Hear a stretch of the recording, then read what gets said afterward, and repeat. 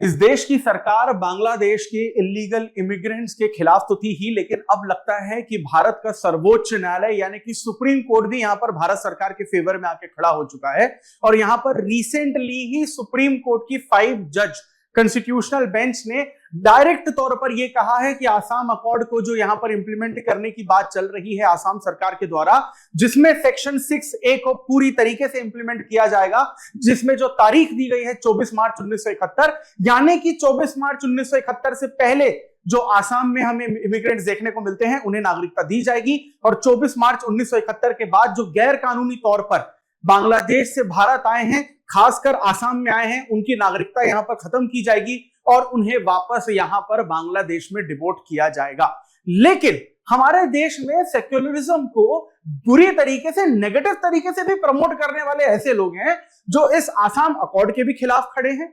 Citizenship cancel करने के भी खिलाफ खड़े हैं, CA-NRC को इंप्लीमेंट न करने के फेवर में खड़े हैं, जो माइनॉरिटीज इस्लामिक कंट्रीज में है, पाकिस्तान, बांग्लादेश और अफगानिस्तान में, जिन्हें नागरिकता देने की बात भारत सरकार कर रही है, क्योंकि वो माइनॉरिटीज जिसमें हिंदू, सिख, क्रिश्चियन, जैन, बौद्ध, पारसी, जूश आते हैं, जिनका धार्मिक तौर पर शोषण किया जाता है इस्लामिक कंट्री में, जब भारत सरकार कहती है कि इन शोषित वर्ग के लोगों को भारत नागरिकता देगा और उनको प्रोटेक्ट करेगा, ये उनकी नागरिकता के भी खिलाफ खड़े हैं। यहां पर अलग अलग तरीके के बेसिकली भाषाओं का इस्तेमाल इस तरीके के लोगों के लिए किया जाता है, लेकिन संसदीय भाषा में हम उन्हें लेफ्टिस्ट लिबरल्स के नाम से जानते हैं। और यहां पर इन लेफ्टिस्ट लिबरल्स को बड़ा झटका तब मिला है जब DY चंद्रचूड़ जिस 5 बेंच में शामिल थे, उस बेंच ने यहां पर आसाम अकॉर्ड का सपोर्ट किया है। तो यह आसाम अकॉर्ड है क्या?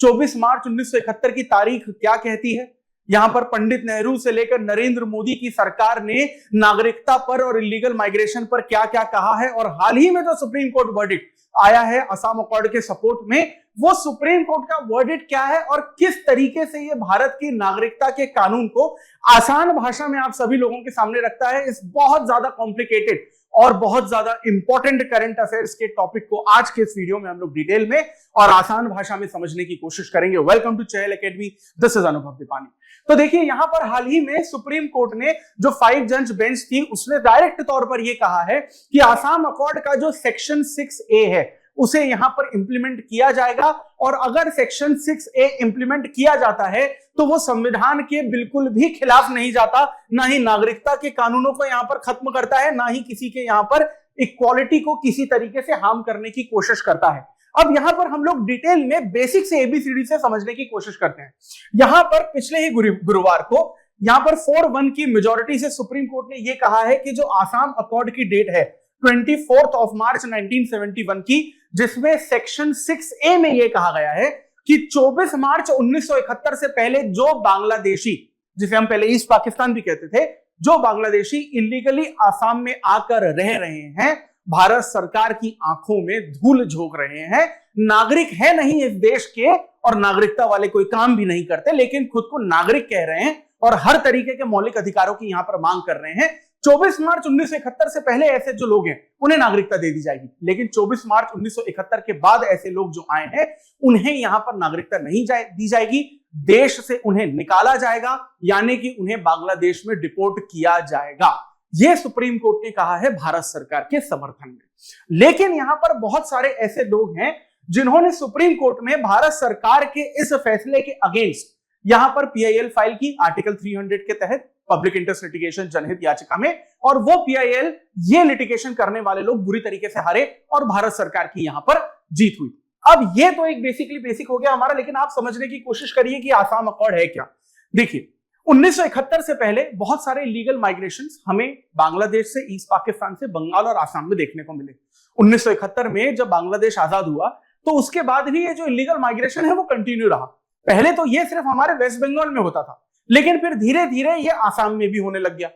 अब आसाम में ये माइग्रेशन इतना ज्यादा हो गया कि 1971 की आसाम सरकार की रिपोर्ट के अनुसार यह कहा गया कि आसाम में जितनी भी विधानसभाएं और लोकसभाएं की सीटें हैं उसमें से कम 39% ऐसी सीटें हैं जहां पर इन लोगों का दबदबा है, मेजॉरिटी है, जो बांग्लादेश से इलीगली आए हैं, यानी कि वो लोग जो इस देश में ना पैदा हुए, ना इस देश में कभी रहे, ना इस देश में रहने के लायक हैं, वो इलीगली हमारे देश में आते हैं, हमारे देश की एक स्टेट गवर्नमेंट कहां पर कैसे डिसाइड करेगी डिसीजंस को लेना, वोट के आधार पर ये लोग तय करेंगे, और नकली इनके वोटर आईडी भी तैयार कर दिए गए। तो यहां पर आपको बहुत सारे स्टूडेंट यूनियन आसाम के, जिसमें आपको आसू भी दिखता है, एसजीएसपी भी दिखता है, इन सारों ने बेसिकली क्या किया, साथ में आकर एक रिवॉल्यूशन क्रिएट किया, जो इंदिरा गांधी के टाइम से यहां पर आपको शुरू होता हुआ दिखता है अपने पीक लेवल पर, और ये खत्म होता है 1985 में असम अकॉर्ड के नाम पर, राजीव गांधी के नाम पर। यहां पर इन आसाम के लोगों की सिर्फ एक छोटी सी डिमांड थी कि भाई साहब, हम आसाम के लोग हैं, नॉर्थ ईस्ट के लोग हैं, हमारी language, culture, historical background, tradition, heritage सब कुछ अलग है, और ये बांग्लादेशी हमारे आसाम में आकर इन सारी की सारी चीजों को बर्बाद करने पर लगे हुए हैं। तो हम ये चाहते हैं कि ये बांग्लादेशी जो हमारी लैंग्वेज, हमारे कल्चर, हमारे ट्रेडिशन को बर्बाद कर रहे हैं, पूरी तरीके से अशुद्ध कर रहे हैं, इंप्योर कर रहे हैं, इन्हें यहां से बाहर निकाला जाए।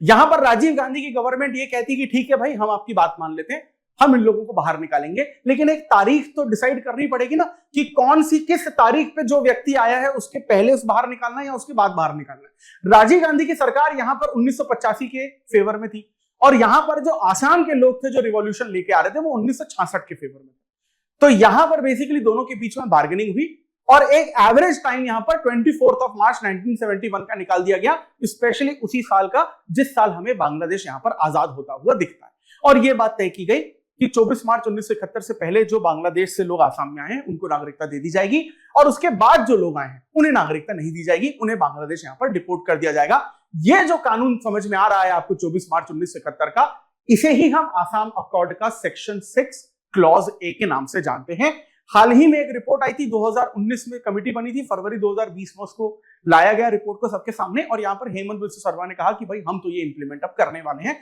जो आसाम के मुख्यमंत्री हैं। अब हमारे देश के जो लेफ्टिस्ट लिबरल लोग हैं वो इस बात से डर गए, क्योंकि हेमंत बिस्वा शर्मा तो हमें एक्सट्रीम राइट विंग के पर्सन देखने को मिलते हैं, जो राइट टू रिलीजन के नाम पर मदरसे का जो इंफ्रास्ट्रक्चर है वो भी आसाम में बर्दाश्त नहीं करते। तो बांग्लादेशियों को हेमंत बिस्वा शर्मा क्या ही बर्दाश्त करेंगे। अब इन बांग्लादेशियों को बचाने की जिम्मेदारी इन लिबरल लोगों ने अपने हाथ में ले ली, और सारे के सारे सुप्रीम कोर्ट की तरफ चले गए, क्योंकि उन्होंने ये सोचा कि सुप्रीम कोर्ट को तो सेक्युलरिज्म के नाम पर बड़ी आसानी से बेवकूफ बनाया जा सकता है। लेकिन इस बार सुप्रीम कोर्ट इन लिबरल्स के फेवर में न रहकर सरकार के फेवर में रही, क्योंकि सुप्रीम कोर्ट संविधान को बेहतर तरीके से समझती है, और इस बात का सबूत भी सुप्रीम कोर्ट ने इस बार हमें दे दिया है। तो यहां पर ये जो आसाम अकॉर्ड है इसको अलाउ किया जाएगा, ये पूरी तरीके से बात की गई। बाय द वे, इससे पहले भी आपको एक और यहां पर बेंच का जजमेंट देखने को मिलता है 2014 में, जब सुप्रीम कोर्ट की 2 जज बेंच ने ये कहा था कि सेक्शन 6A यहां पर अलाउ होना चाहिए कि नहीं होना चाहिए, ये कॉन्स्टिट्यूशनल बेंच को डिसाइड करना चाहिए, और उसी के तहत यहां पर ये 5 जज की आपकी कॉन्स्टिट्यूशनल बेंच जो है वो बेसिकली हमें यहां पर देखती हुई मिलती है। अब यहां पर जो लोग 6A को इंप्लीमेंट करने के अगेंस्ट में थे, उन लोगों ने एक बड़ा ही बेतुका किस्म का यहां पर कानून लाया, और बेतुकी किस्म की यहां पर रीजनिंग दी कि अगर यहां पर आसाम अकॉर्ड सेक्शन 6A को लागू किया जाता है तो वो हमारे कॉन्स्टिट्यूशन के सेकंड पार्ट के आर्टिकल नंबर 6 और 7 को पूरी तरीके से वायलेट कर देगा, जो नागरिकता के हमें कानून के रूप में देखने को मिलता है। लेकिन इन लोगों ने शायद कॉन्स्टिट्यूशन को ध्यान से पढ़ा नहीं है, क्योंकि कॉन्स्टिट्यूशन का जो पार्ट 2 है, जिसमें हम अनुच्छेद 5 से लेकर 11 तक की बात करते हैं, जिसमें हमें नागरिकता के अनुच्छेद या कानून देखने को मिलते हैं, आर्टिकल नंबर 5, 6, 7, 8 और 9, ये उन लोगों के लिए नागरिकता के कानून है जो 1946 से लेकर 1950 तक, यानी 26 जनवरी 1950 तक इंडिया पाकिस्तान में पार्टीशन में बहुत ज्यादा परेशान हुए थे। 1950 के बाद, 26 जनवरी 1950 के बाद जो भी व्यक्ति भारत में पैदा हुआ है या भारत से बाहर पैदा हुआ है और भारत में बाद में आएगा, उसे नागरिकता 5 से लेकर 11 तक के आर्टिकल में नहीं मिलती। उसके लिए एक अलग कानून बनाया गया था जिसे सिटीजनशिप एक्ट 1955 कहा जाता है। तो आप लोग जो इस वक्त इस वीडियो को देख रहे हैं, जो 1950 के बाद पैदा हुए, या जो मैं 1992 में पैदा हुआ हूं, आपको और मुझे इस देश की नागरिकता आर्टिकल नंबर 5 से लेकर 11 के बीच में नहीं मिली है। आपको और मुझे इस देश की नागरिकता 1955 का जो सिटीजनशिप एक्ट है उसके तहत मिली हुई है, जिसका अमेंडमेंट हमें 2019 में CNRC के नाम पर देखने को मिलता है। तो आप यहां पर यह समझिए कि ये लोग ये कह रहे थे कि अगर 6A इंप्लीमेंट कर दिया जाएगा तो जो आर्टिकल नंबर 6 और 7 है उसका वायलेशन होगा। सुप्रीम कोर्ट ने वही चीज बोली जो मैंने इस वक्त आपको समझाई है सिटीजनशिप को लेकर, आर्टिकल नंबर 5 to 11। तो सुप्रीम कोर्ट ने कहा कि भैया 6 और 7 जो आर्टिकल है वो 1950 के लोगों के लिए था वहां पर इंप्लीमेंटेड, आज के लोगों के लिए यहां पर इंप्लीमेंटेड नहीं था, क्योंकि वो तो पूरा का पूरा सिनेरियो जो है हमें देखने को मिलता है पार्टीशन का। अब आप यहां पर एक और चीज समझने की कोशिश करिए। यहां पर सुप्रीम कोर्ट ने एक और चीज कही, पार्लियामेंट से रिलेटेड कौन से डिसीजन लेने हैं, कौन से डिसीजन नहीं लेने, ये सुप्रीम कोर्ट डिसाइड नहीं करेगा, ये खुद सुप्रीम कोर्ट ने कहा है। और सुप्रीम कोर्ट ने यह भी बोला कि सिटीजनशिप से रिलेटेड कौन से कानून बनेंगे, कैसे बनेंगे, क्यों बनेंगे, कहां बनेंगे, कब बनेंगे, ये सिर्फ और सिर्फ parliament of India he decide करेगा, क्योंकि कॉन्स्टिट्यूशन ऑफ इंडिया ने यह अधिकार खुद पार्लियामेंट को दिया है आर्टिकल नंबर 11 में, जिसमें आर्टिकल नंबर 11 में क्लियरली ये लिखा गया है कि पार्लियामेंट ही किसी भी तरीके के यहां पर सिटीजनशिप के, एक्विजिशन के, टर्मिनेशन के किसी भी तरीके के नियम यहां पर बना सकता है। अब इसके अलावा सुप्रीम कोर्ट ने एक और चीज यहां पर पूरी तरीके से क्लियर कर दी कि जब ये बेसिकली मार्च 24 1971 की जो basically cut off date decide की गई है आसाम अकॉर्ड में, ये बिल्कुल वैसी ही रहेगी, इसको चेंज नहीं किया जाएगा। क्योंकि जो लोग बेसिकली यहां पर आसाम अकॉर्ड के अगेंस्ट में थे वो ये भी कह रहे थे कि आपको इंप्लीमेंट करना है तो कर दो, लेकिन आज की तारीख से इंप्लीमेंट कर दो या 2014 की तारीख से इंप्लीमेंट कर दो। सुप्रीम कोर्ट ने बोला जी नहीं, इसको बिल्कुल चेंज नहीं किया जाएगा, क्योंकि मेजर जो माइग्रेशन है वो तो हमें बांग्लादेश लिबरेशन वॉर 1971 के दिसंबर के बाद ही देखने को मिलता है। तो यहां पर सुप्रीम कोर्ट ने इस तारीख को पूरी तरीके से यहां पर बरकरार रखा है और उन्होंने कहा है कि आसाम मूवमेंट के सक्सेसफुल होने का यह सबसे बड़ा प्रूफ है, जिसको हम लोग यहां पर बिल्कुल भी चेंज नहीं करेंगे। अब यहां पर आप एक और चीज देखिए जो आपको एक्सटर्नल अग्रेशन के तौर पर देखने को मिलता है। यहां पर एक और चीज बड़ी क्लियर कही है सुप्रीम कोर्ट ने कि अगर कोई बांग्लादेशी मुस्लिम इलीगल माइग्रेंट बनता है और वो आसाम में आता है तो इसे एक्सटर्नल अग्रेशन के तौर पर देखा जाएगा, यानी कि बाह्य आक्रमण के तौर पर देखा जाएगा, यानी दूसरा देश भारत पर आक्रमण कर रहा है, इस तरीके से देखा जाएगा। ये मैं नहीं कह रहा हूं, ना ये भारत की सरकार कह रही है, ना ही ये सरकार के समर्थन में बैठे लोग कह रहे हैं, ये सुप्रीम कोर्ट खुद कह रहा है। तो कम से कम जो लोग यहां पर 6A के अगेंस्ट में बैठे हैं, आसाम अकॉर्ड के को इंप्लीमेंट करने के अगेंस्ट में बैठे हैं, या बांग्लादेशी मुस्लिम्स को भारत में रखना चाहते हैं, आप भारत की सरकार को बोल सकते हैं कि नाइंसाफी करती है, आप यहां के प्रशासन को कह सकते हैं नाइंसाफी करती है, आप मुझे कह सकते हैं कि मुझे संविधान की नॉलेज नहीं है, लेकिन सुप्रीम कोर्ट के जजेस तो पढ़े लिखे होते हैं, तो सुप्रीम कोर्ट के जजेस ये बात यहां पर कह रहे हैं कि इसको बिल्कुल एक्सटर्नल अग्रेशन की तरह देखा जाएगा। और यहां पर Sarbananda Sonowal versus union of India 2005 में सुप्रीम कोर्ट ने यहां पर ये बात कही है। एक और बड़ी इंपॉर्टेंट चीज है सुप्रीम कोर्ट ने कहां पे कही है, the court had struck down the illegal migrant determination by tribunal act 1983 being ineffective compared to the foreigners act 1946। अब यहां पर बेसिकली क्या है कि फॉरेनर एक्ट जो है उसको बेसिकली लाल बहादुर शास्त्री जो है अपने टेन्योर में लेकर आए थे, उन्होंने सीएनआरसी की जो प्रॉब्लम है वो सॉल्व करने की कोशिश की थी। इसमें एक बड़ा घटिया किस्म का अमेंडमेंट जो है इंदिरा गांधी की सरकार ने किया था। यहां पर इंदिरा गांधी की सरकार अपने कुछ कानूनों की वजह से ये देखने को मिलता है कि इंदिरा गांधी की सरकार बांग्लादेश के जो बेसिकली इलीगल माइग्रेंट्स हैं उनके फेवर में थी। इंदिरा गांधी की सरकार ने इसी कानून में अमेंडमेंट लेकर आई थी 1970s के डेकेड में, और ये कहा था कि अगर कोई बांग्लादेशी इलीगल माइग्रेंट दिखता है तो उस पर कार्रवाई तभी होगी जब कम से कम 2 लोग उसके खिलाफ शिकायत करेंगे, पहला नियम। दूसरा नियम, अगर जिस पर्सन ने शिकायत की है किसी दूसरे पर्सन की कि भाई ये इलीगल माइग्रेंट है, तो वो कहा गया कि उसका घर और आपका घर 3 किलोमीटर के रेडियस में होना चाहिए। अब ये कितना बचकाना किस्म का कानून है कि मान लीजिए कि अगर आप मेरे खिलाफ कंप्लेंट कर रहे हैं कि मैं बांग्लादेशी मुस्लिम हूं और मैं जबरदस्ती या गैर कानूनी रूप से आसाम में घुसकर आया हूं, तो आप मेरे खिलाफ कंप्लेंट करेंगे क्योंकि मैं आपके घर के 3 किलोमीटर के दायरे में रहता हूं, और जैसे ही आपने कंप्लेंट किया और मैंने अपना घर शिफ्ट कर लिया, कहीं 10 किलोमीटर दूर ले लिया, तो आपकी कंप्लेंट कैंसिल हो जाएगी भाई साहब। तीसरा बचकाना कानून जो हमें देखने को मिलता है वो ये होता है कि इंदिरा गांधी की सरकार यहां पर कहती है कि आप अगर मेरे खिलाफ यहां पर कंप्लेंट करते हैं कि मैं इलीगल माइग्रेंट हूं, तो मुझे नहीं प्रूफ करना है कि मैं इलीगल माइग्रेंट हूं, आपको प्रूफ करना है कि मैं इलीगल माइग्रेंट हूं, और अगर आप प्रूफ नहीं कर पाए तो सजा मुझे नहीं, सजा आपको होगी। और यहां पर बेसिकली जुर्माना जो है वो 25,000 चला जाएगा। और ये 25,000 आज के 2024 के 25,000 की बात नहीं कर रहे सर, हम 70s के डेकेड की 25,000 की बात कर रहे हैं, जो आज के करीबन 2.5 करोड़ के आसपास होता है। तो इस तरीके के तो कानून इंदिरा गांधी की सरकार लेकर आई थी, और इन कानूनों से तो साफ तौर पर यह लगता है कि वो बांग्लादेशी जो इलीगल माइग्रेंट्स है वो उनके फेवर में काम कर रही थी। जबकि पंडित नेहरू ने 1951 में पहला सीएएनआरसी सिर्फ इसीलिए करवाया था क्योंकि उनको ये पता था कि माइग्रेशन की प्रॉब्लम आगे जाके होगी, तो वो बेसिकली इस प्रॉब्लम को पहले ही सॉल्व कर देना चाहते थे। तो इंदिरा गांधी की सरकार कम से कम खुद की न सुनती, लेकिन नेहरू सरकार की तो सुन लेती, तो शायद सही डिसीजन ले पाती। लेकिन भाई भगवान के घर में देर है लेकिन अंधेर नहीं है। कम से कम 2024 में तो सुप्रीम कोर्ट ने यहां पर लॉजिकल बात की और उन्होंने ये बोला कि भाई अगर यहां पर इलीगल माइग्रेंट कंटिन्यूसली आते रहेंगे तो ये एक्सटर्नल अग्रेशन है, राइट्स के चांसेस क्रिएट हो सकते हैं। आर्टिकल 355 के तहत जो इमरजेंसी है जिसमें आर्म्ड फोर्सेस को डिप्लॉय करना पड़ता है वो बेसिकली यहां पर हो सकता है। अब आप यहाँ पर एक और चीज समझिए कि क्या माइग्रेंट जब आसाम में आते हैं तो उनके कल्चर प्रिजर्वेशन के लिए खतरा है? जी हाँ, बिल्कुल खतरा है, क्योंकि आर्टिकल नंबर 29 और 30 में हम लोग माइनॉरिटी को के जो इंटरेस्ट है उनको प्रोटेक्ट करने की बात करते हैं, लेकिन वो माइनॉरिटी दुनिया भर की माइनॉरिटी नहीं है, वो भारत की माइनॉरिटी की हम लोग बात करते हैं। तो भारत की माइनॉरिटी में जब हम आसाम में जाते हैं और इंडिजीनियस ट्राइब्स को देखते हैं तो आर्टिकल नंबर 29 और 30 उन माइनॉरिटीज के इंटरेस्ट को प्रोटेक्ट करने की बात हम लोग करते हैं। तो यहां पर अगर बेसिकली जो बांग्लादेशी मुस्लिम्स हैं या बंगाली स्पीकिंग लोग हैं, अगर वो आसाम में चले जाते हैं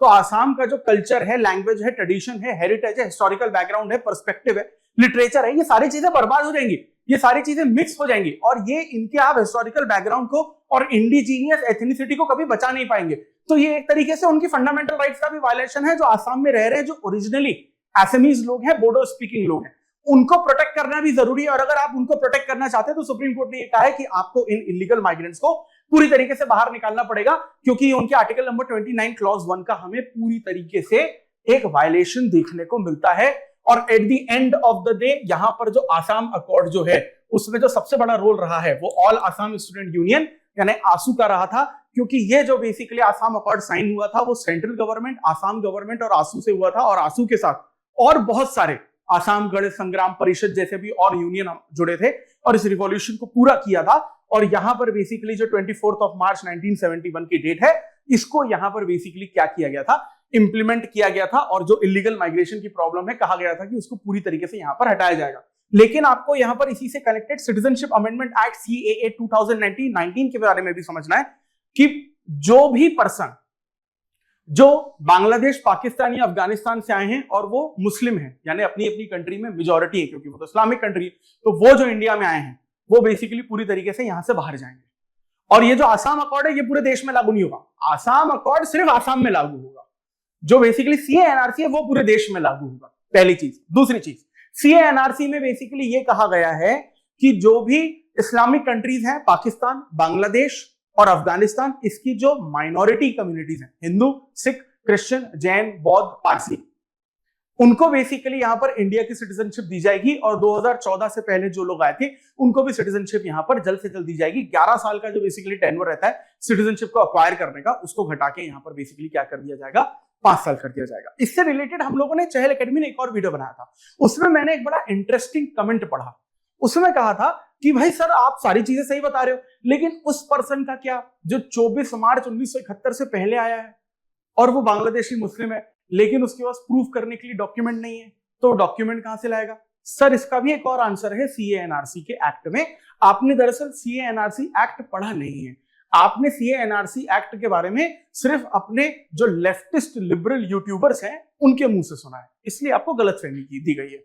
सही बात यह है कि 24 मार्च 1971 से पहले जो बांग्लादेशी मुस्लिम आया है और अगर उसके पास बेसिकली किसी भी तरीके का डॉक्यूमेंट नहीं है, या फिर जो ओरिजिनली ही यहां पर मुस्लिम रह रहे हैं और उनके पास डॉक्यूमेंट नहीं है, तो CAA NRC में उनके लिए एक और बात कही गई है कि आप जिस मोहल्ले में, जिस एरिया में, जिस शहर में, जिस कॉलोनी में रह रहे हैं, उस कॉलोनी में रहने वाले कम से कम 3 लोग या 3 परिवार आपके नाम पर अगर रिटर्न में सबूत दे देते हैं कि भैया ये हमेशा से यही का है, ये बाहर का आदमी नहीं है, तो उसको सिटीजनशिप दे दी जाएगी। यानी कि अगर आप मुस्लिम हैं और आपके पास डॉक्यूमेंट नहीं है, तब भी आप उन 3 लोगों की गवाही से आप भारत के नागरिक बन सकते हैं। ये बात आपको बताई नहीं जाती, क्योंकि अगर आपको ये बात बता दी जाएगी तो कंसेप्ट क्लियर हो जाएगा आपका, और कंसेप्ट अगर क्लियर हो जाएगा तो आपके अंदर नाराजगी नहीं रहेगी, और नाराजगी नहीं रहेगी तो इस देश पे दंगे और शाहीन बाग जैसे प्रोटेस्ट नहीं हो पाएंगे और बहुत सारे लोगों की पॉलिटिक्स नहीं चल पाएगी। तो CAA NRC को ध्यान से पढ़िए,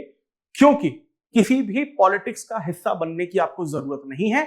इस देश में जो भारत का मुसलमान है, जो भारत का नागरिक है, वो उतना ही भारत का नागरिक है जितने आप और मैं हैं, और वो इस देश में ही रहेगा और उसकी जनरेशन आने वाली भी इस देश में रहेगी। लेकिन वो लोग जो बाहर से आए हैं वो हमारे देश में नहीं रहेंगे,